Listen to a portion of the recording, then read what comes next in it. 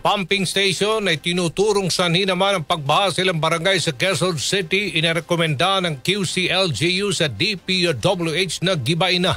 Radyoman Gerald Uleb sa balita. RMN Live Report.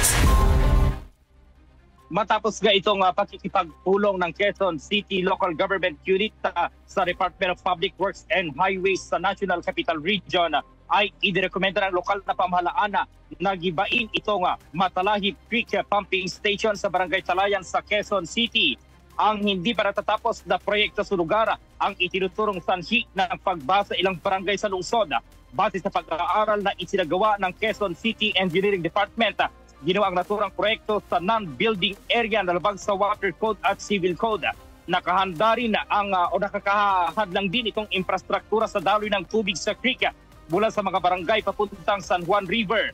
Maliban dito, hindi rin umano nakikipag-ugnayan ng DPWH NCR sa lokal na pamahalaan ng Quezon City para sa naturang proyekto na labag sa Project Coordination Ordinance ng lungsod. Kasabay nito, inihirit ng QCLGU sa DPWH na gamitin na lamang ang natitirang 250 million pesos na pondo sa proyekto sa pagpapatayo ng detention basin na mayroong kapasidad na 65,400 cubic meter na nag-aayon yan sa QC Drainage Master Plan.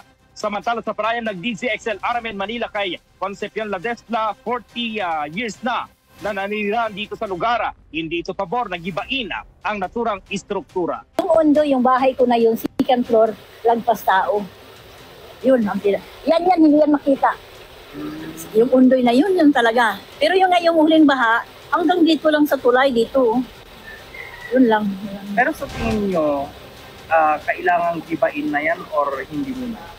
Sa akin naman sana, hindi muna. Susubukan muna, sir, kung anong mangyayari sa ginawa nilang pumping station. Kasi kung hindi yan masubukan, wala rin. Kaya masubukan natin yung kung ano, pagbaha. Kung walang mangyayari, pwedeng gibain na yun. Yan itong residente na 40 years nang nanindirahan dito sa ratulang lugar na si Concepcion Ladesla. Kasama mo sa DZXL RMN Manila, Radyoman Gerald B. Uleb, Tasaka, RMN.